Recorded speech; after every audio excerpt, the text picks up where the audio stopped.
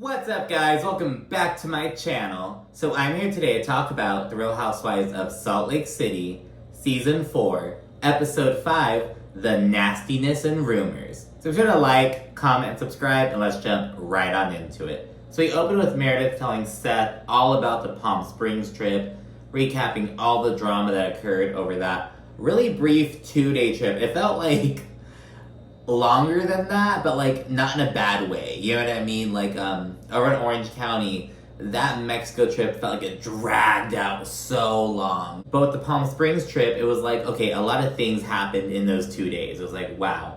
Meredith then mentions how she's heard rumors about Angie K's husband, Sean, and she speculates that, Karma's gonna bite Angie in the ass. She specifically says, like, I don't know how Angie thinks that Karma's not gonna bite her in the ass. Just being kind of cryptic. And again, Meredith never says what rumors she's heard. She kind of very much keeps it just really up in the air, almost leaves it to people's imagination. But she does say that she's heard a lot of different things about him. Now, I honestly thought that the rumor was going to relate to the Greek mafia thing. But that wasn't even what it was about. It was this whole thing about like, oh, the rumor is that Sean has sex with other men.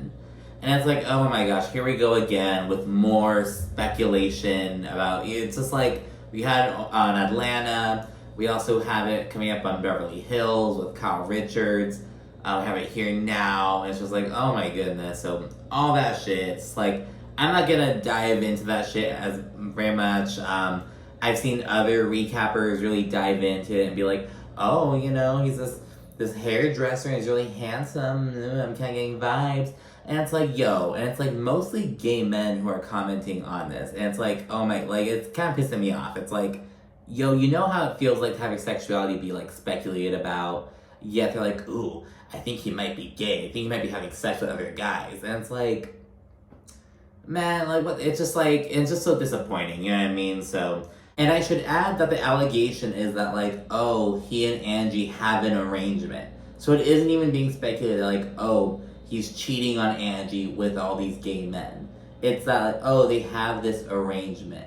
So you can't even say that, like, oh, it's more about, like, oh, is he a cheater? Because that isn't even, like, in the speculation that's mentioned about this rumor. You get what I'm saying? Anyways, we get to that later on, but Lindsay, Lisa, and Meredith, they link up for some facials. While chit-chatting, Lisa mentions that she was banned from a tanning salon in Park City for being unreasonable. So she showed up like 30 minutes before closing, and she was like, oh, let me tan, because she had an event coming up like the next day or whatever. It couldn't have been that night, because you have to let it like, you have to like let it set and like shower or whatever. I don't know. But and so I'm for obvious reasons, I never had to worry about like spray tans or whatnot. So I'm not sure how long it takes, but I'm assuming like a cool hour and a half maybe for like the whole body and the whole process and whatnot. So in the last 30 minutes, they're going to be like, oh, they turned her away. And Lisa was like a huge bitch about it. She's like, let me fucking tan, blah, blah, blah. She's like demanding the tan. They turned her away and they like terminated her membership. Like, oh, we appreciate your 8 years of patronage. However, like, this is canceled. She's like, oh my gosh. And then John had to call and cancel his membership too. And just smiling about it. And it's like, this is the shit. And that's the thing. It's like people like, Monica's really the only one who's giving Lisa hell so far this season. But a lot of it has to do with, like, Monica comparing, like, Lisa's materialistic ways to her own living situation. She's like, oh, like, look at you and look at me. And, like, you're just so open about being materialistic and having all this shit. And that's just not what I'm about. But it's like, well, Monica, like, you're kind of irrelevant to this. Lisa is just annoying. Like, just call the bitch annoying. Say, because that holds more weight than saying, oh, like, you're so materialistic and I'm going through a lot, blah, blah. No, girl, keep that shit out of it. Like, that's my one critique about Monica. There's some people who straight up hate Monica because of that. They're like, oh, you're so insecure, blah, blah. I'm just gonna say I wish the bitch would have, like, been like, oh, you're fucking annoying, Lisa. You're just annoying. And left out her own comparisons. You know what I mean? But anyways, while they get their facials, Meredith and Lisa discuss some empty nester stuff, because all of Meredith's kids are out of the house and whatnot, and Lisa's like just getting started on that process. And it's so interesting because I just keep thinking about Lisa being like, oh, like Jack says that we're so different from him, but I don't get it. Girl, her fucking intro, her title card? What's the word I'm looking for? Her tagline. I'm like, what's it called? her tagline. I'm on a mission to serve Lisa, and I love that for myself. Meanwhile, Jack's committing to a 2-year mission to go serve God. It's like, oh my gosh. It's like, just the obtuseness of it all. Anyways, Lisa thinks that, shit was left unresolved since the Palm Springs trip with all the drama. And she says that she wants to get everyone together, including, Monica, Angie K, everyone. And she suggests that's gonna be to, like, squash beef or just to, like, get everyone together. But later on, she's like, this is just a party to celebrate my success or whatnot. But I'm not fucking sure. We then see the messy girls, Monica and Whitney. They link up. Whitney admits that she loves Monica's vibe. She loves her energy and whatnot.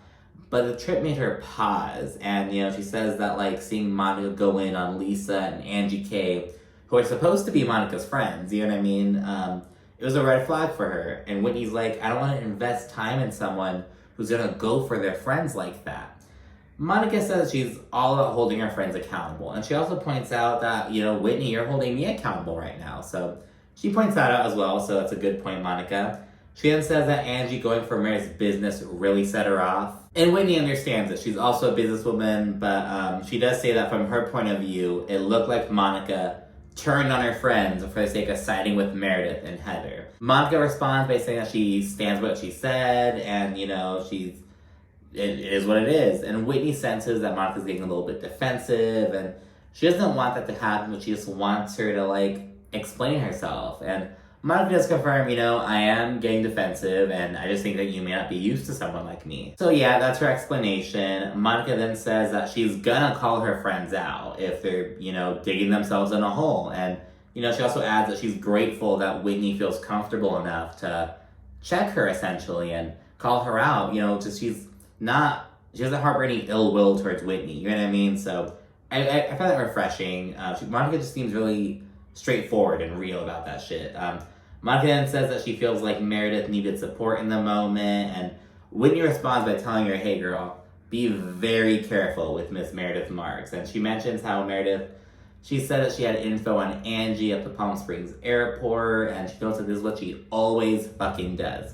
And Monica's like, well, she say it in, like, a nice way? Like, hey, just tell her to watch out. But Whitney's like, no. She had her full Meredith glare going on. She was, like, threatening me. So that's how, not threatening Whitney, but, like, threatening Angie, essentially. Whitney says that Meredith's done it to every single one of them in the group, and she's gonna do it to Monica as well. She also says that rumors suddenly get wings once Meredith's upset with someone. And Whitney adds that she hasn't filled in Angie K about, Meredith approaching her at the airport yet. She hasn't seen her, and she says she's sick of Meredith's toxicity, though. And Monica asks if Whitney's afraid of Meredith, but she denies this. And Monica speculates that, the issue must be a lot deeper than we know, and it'll likely blow up soon, which is exactly what happens later on. So then, new day, and we see Whitney with her family celebrating Justin getting a new job. She says that he had a 1-year non-compete after leaving his last job. And I'm like, oh my gosh. So, like, non-compete clauses aren't, like, that, out of the ordinary. It's like, oh, you can't work with, like, a competing company, like, while you're working with us. But, like, a non-compete that, like, extends to a whole year after you leave that company? That's fucking insane. It's like they laid him off and basically barred him from working for a whole fucking year in that field. So that's insane. There's some mixed feelings about him going back to work. He's kind of excited, but he's like, well, there's gonna be some changes to the house. He's kind of been used to, like, being like the stay-at-home dad mode kind of thing. And yeah, when he says, you have to shift some of the responsibilities and some of the daily routine stuff. When he says that, all right, now that Justin's working again, she feels like everything's gonna fall on her shoulders, though. But he feels like, all right, well, you knew I was gonna go back to work eventually. This shouldn't be a surprise to you. But Whitney's whole thing is, I just don't want to go backwards. So there's some conflict about that, and it's so weird. So they called, like, this whole family meeting with the kids and shit to be like, all right, this is how we're gonna move forward. This is how we're gonna, like, get used to this new routine. But then Whitney and Justin were like, oh shit, we don't know how we're gonna do this. So it's like, you guys have to be on the same page first, you know what I mean, before you loop the kids in and shit like that. Just, like, how are you going to move forward? And Whitney speaks on how crucial it is for them to be involved in their daughter's life at this point. She just turned 13, and not just like with like dropping them off at school and taking them to soccer practice, but like knowing what they have going on in their day-to-day lives. You know what I mean? She speaks on how, you know, she didn't really have involved parents when she was that age, and you know, they didn't know what was going on with her, and you know, all this stuff. So it's really big for her, and she notes that one of her biggest fears is missing something huge. Like just waking up one day and be like, oh my gosh, like what? How did I not see the signs of this? Or like, how did I miss this? Like she wants to be involved, you know, which is natural. And both Whitney and Justin say that they don't know exactly how they're gonna make it work because they're both working full time again, and they're not sure how it's gonna work out essentially. We then check in with Angie having a game night with Electra and Sean, just a little family of 3 with their pet poodle who's dyed purple. She said that she and Sean have been a team since day one. You know, they met at the hair salon or whatever. She said they've been pouring all their love, all their effort, all their attention into Electra since she was born. So she notes that, you know, she's so focused on her daughter that she sometimes forgets that she's a wife. And she's like open about that shit. It's like, ooh, be careful, Angie. So basically saying, you know, people are gonna read that as like, ooh, I can take care of him. I'll take better care of him. I don't know, girl. There's a little montage of Sean being solo, like, you know, going and doing the dishes and like going and getting for bed and whatnot. As Angie's just with Electra, literally tucking her in bed, stroking her hair and shit, all this stuff. And yeah, she says that she doesn't know how to like get out of mommy mode and get into like Angie and Sean mode. And I'm like, what are they gonna do when she like leaves the house? Like, I don't know. And it's like, she just needs to like devote more time to her husband though. You know what I mean? It's important for like the family unit, you know, unless she's like one of those parents who's like, oh, we're just gonna write it out until the kid gets out of the house, then we can go our separate ways. I'm not sure, but yeah. We then see Heather go skiing with her 2 younger daughters because her oldest is at UC Santa Barbara. And it got me so hyped up because I'm actually going skiing for the first time in about 3 months. I'm so excited. We're going to Maine. I'm so ready. Afterwards, Heather acknowledges her youngest dealing with some bullying as a result of Heather's actions, you know, her being on the show and being, well, first of all, her like, you know, being divorced and like, you know, leaving the Church of Mormon. Also, you know, her being on the show, being vocal about her experiences, and then the book, you know, the Bad Mormon book. And they live in Salt Lake City, girl, or like in that area. So it's like, you know, Mormonism is deeply embedded in the community. So, you know, I'm not surprised that, you know, her 15-year-old daughter is going through some bullying. And her daughters are trying to downplay the situation, but you know, Heather says, you know, oh no, like you were giving a presentation and someone physically turned their chair around to not look at you. Like, and you know, they're like, oh, people like bumping into them in the hallway, people be like bullying them. And you know, she said that she put a target on their backs essentially. And like I mentioned, her daughters are being like very stoic about it. They're like, oh, it's just like funny at this point. Like, why do you guys care so much? Blah, blah, blah. But Heather notes that, you know, her kids minimizing the situation, it like reminds her of herself, what, you know, what she would do, like with the black eye. She's like, oh, it's not a big deal, no worries. Like, with people mistreating her, like, oh, it's not a big deal, it's whatever. Like, she's gonna downplay it, and Heather realizes that's kind of a product of like how she was raised and how she raised her daughters for a very long time, and she wants to kind of break the cycle about that. And you know, the girls point out that like, you know, they want to be able to have healthy conversations with Heather about it, and you know, they're like, you know, Heather wanted to be like oh, I'm gonna email your teacher and blah, blah, blah. Like, that makes them not want to open up. So Heather's trying to like, she's kind of struggling with it. She's like visibly upset. She like wants to do something, but she feels helpless because her daughters don't want her to intervene. They don't want to make it a bigger deal. You know, because the students are acting like this, you can imagine how some of the teachers may be feeling as well. You know what I mean? It's all connected, girl. And yeah, Heather says she's trying to navigate the matter as best as she can, and they all share a really supportive moment. But yeah, but I am also like, Heather, like, did you really not think this would have impacted your daughter? You know what I mean? Like, you grew up in this community, you know what's up, girl. Like, I'm sorry. It's like, did you really think it wouldn't? And it sucks, you know, because you shouldn't have to think that way. But, you know, I'm just gonna say, we talk about, you know, oh, I wouldn't want to be on a reality show. I can't imagine. Can you imagine being the child of a reality star, though? Like, The added, oh my goodness, that would be rough. Like, that would be rough. You got all the same, like, bullshit without the same, like, personal, like, benefits. You know what I mean? Anyways, we didn't see Lisa setting up for her après-no-ski. So I didn't know about this. So apparently after you go skiing, there's, like, a après-ski, like an after-ski, like, where it's gonna hang out and chill and be, like, inside and whatnot. So it's like an après-no-ski. So it's like, okay, we're not going skiing, but we're gonna hang out and chill. I don't even know, girl. It's a fucking event. Just want to be fancy. She says it's celebrating the fact that she's smart and successful and basically just rolling in dough because of her hard work. So I'm like, okay, so it's not about reconciliation. It's about, you know, she's still upset about the thing with Monica, basically. She's like, Monica says I'm materialistic. Well, I am, because I work hard. And see the fruits of my labor. See how successful I am? That's what she's on. The women begin pouring in, and it's icy but cordial between Meredith and Angie K. They greet each other and whatnot. Lisa and Monica then interact over crepes. Lisa tells Monica to read the room and understand that everyone is materialistic, which is a decent point. This is the Real Housewives, girl. Like, yeah, I mean, but that doesn't mean that just because people have shit doesn't mean they have to be materialistic.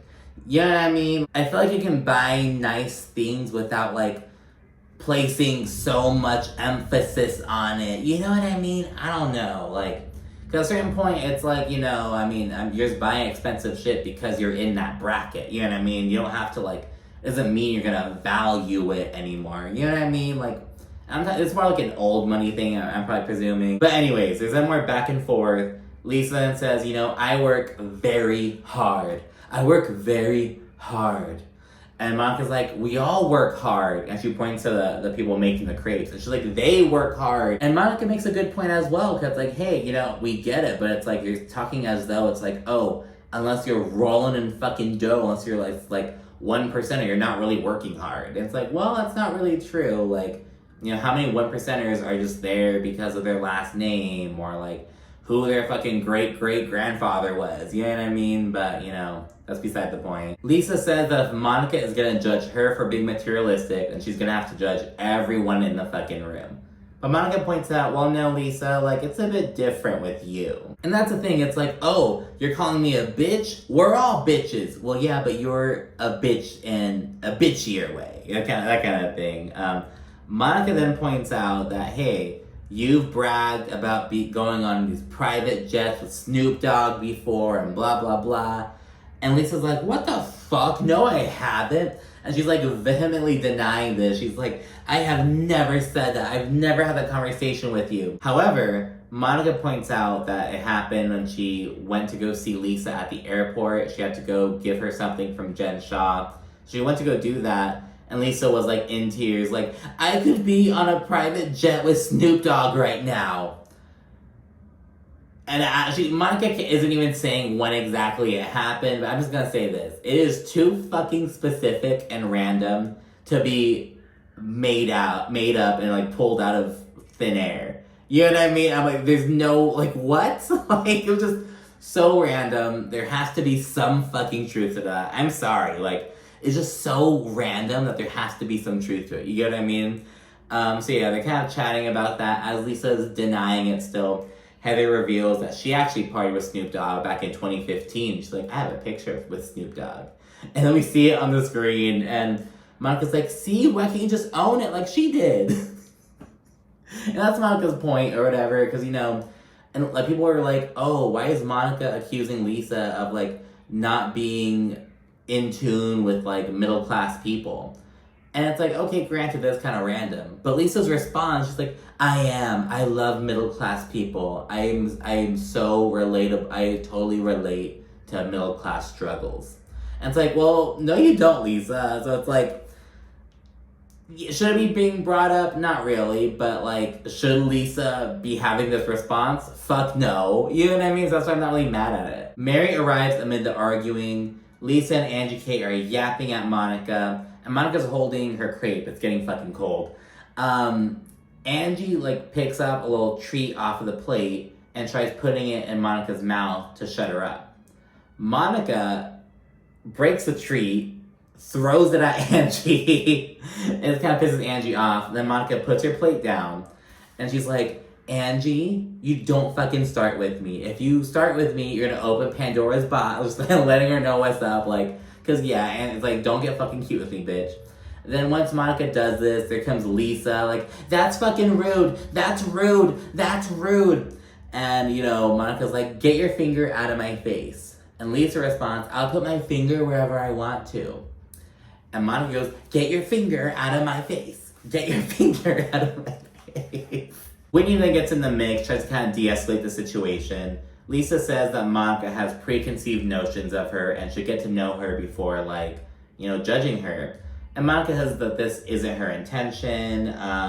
They make up in person, essentially they hug it out, but they're still dragging each other in the fucking confessionals.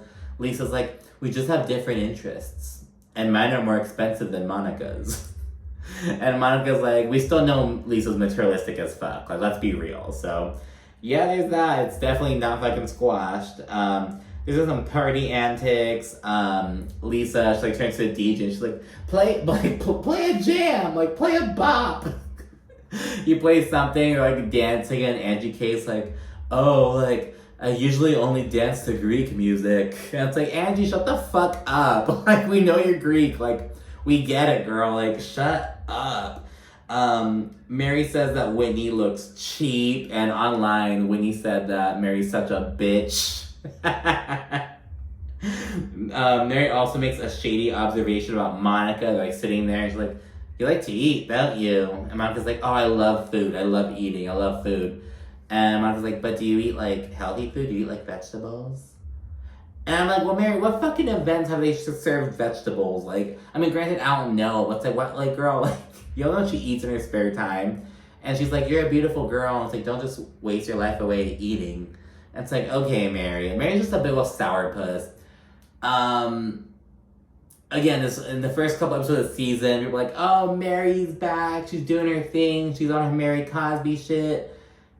On Twitter and shit, after episode 5 aired, they're like, why is Mary even attending these events if she doesn't want to fucking be there? This is what you guys wanted. This is what we wanted from Mary, right? That's the thing. It's like, it's fun for a little bit, but, you know, after a while it gets kind of old. But Mary's not doing it as a bit. Like, this is who Mary is. Like, you can't say, oh, I like it a little bit, but it gets old after a while. This is who Mary is. She's not, like, you get it all, you get none of it. You know what I mean? So, it is what it is. At least she's a friend of and not a full-timer. You know what I mean? So, hey. Monica then goes up to Meredith and asks how she's feeling about Angie K. And Meredith is being so icy about it. She basically like, I don't care. I don't have any intentions of talking to her or whatever. Like, just kind of brushing her off. Whitney says that Meredith is relentless. And in a confessional, she asks, who's gonna end this? You are, bitch. People are always saying that Whitney is Ashley Darby, essentially. And I love it. Because, like, they're so messy, but act so innocent, and like have had their own little, I want to say like controversy. They've gotten backlash to different things, if you will. But yeah, after a Shotsky moment, Whitney pulls Monica aside and mentions Meredith's threat about Angie K. Whitney says that she's never heard the rumor. Like, because remember, Meredith's saying, oh, like, I've heard lots of things about Angie's husband. Like, I know things about him. And Whitney's like, I haven't heard anything. Like, have you heard anything?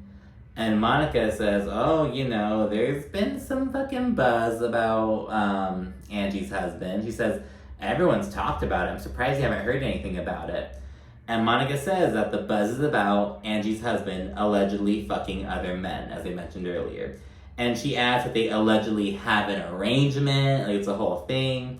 Whitney has a visceral reaction. She is so taken aback. She's apparently not expecting that at all. No. There's no way. No.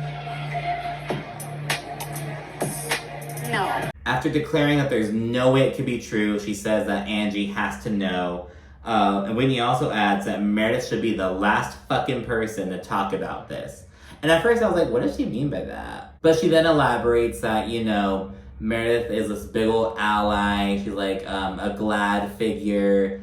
She doesn't mention Brooks, but you know, like, she has a gay son. She's like, why would Meredith be participating in this? Why would she be partaking in this?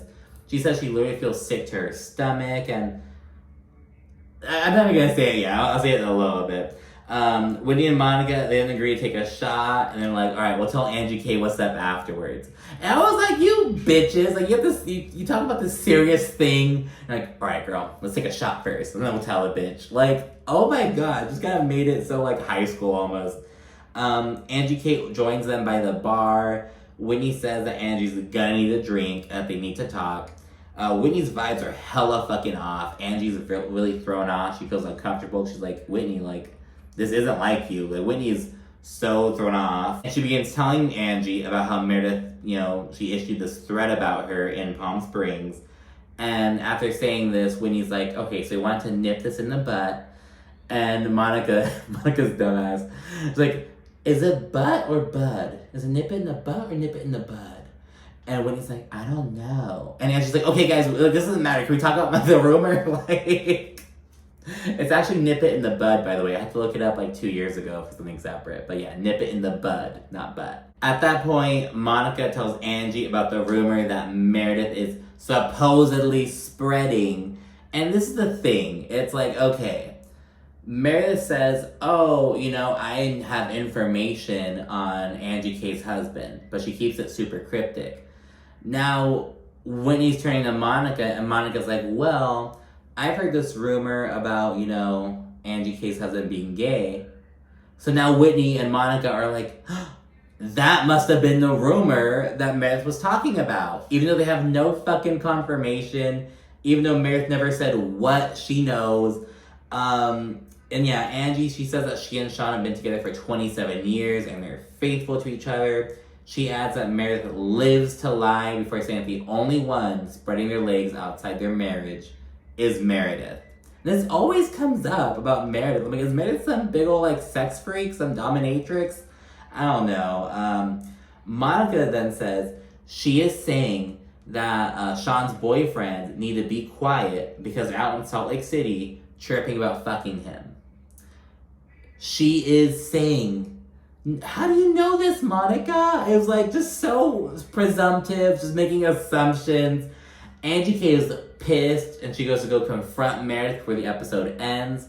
But yeah, mind you, Meredith never said what she knows she doesn't know. But fucking Whitney and Monica are like, okay, well, it's probably this rumor.